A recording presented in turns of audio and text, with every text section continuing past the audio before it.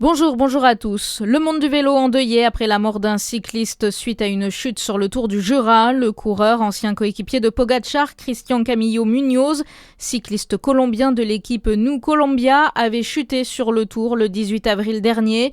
Après son accident, l'athlète avait été pris en charge au CHU de Besançon pour une blessure au genou, mais il a fait une infection. Il est décédé hier.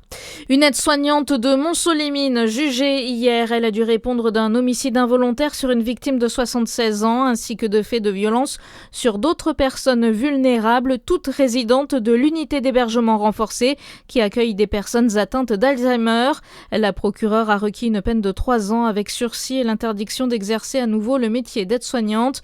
Le tribunal a mis le jugement délibéré au 29 mai.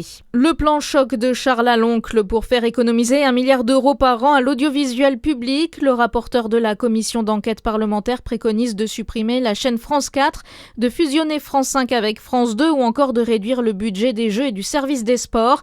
Les 30 députés de la commission doivent voter lundi pour décider si le rapport sera publié ou non.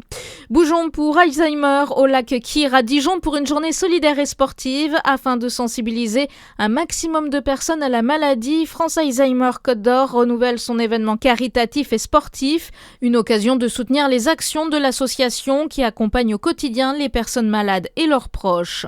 Les jeunes de 14 à 17 ans invités à participer à un camp chantier à la citadelle de Besançon en juillet pendant 15 jours au sein d'un groupe de 20 jeunes.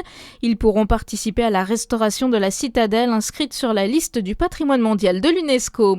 En foot, Lens arrache le nul 3-3 à Brest mais laisse au PSG l'opportunité de prendre le large en tête de la Ligue 1 et les Parisiens qui se déplacent à Angers à 19h. Et puis en hand, le Dijon MH a dominé Chartres 23-28. Bonne journée sur Fréquence Plus.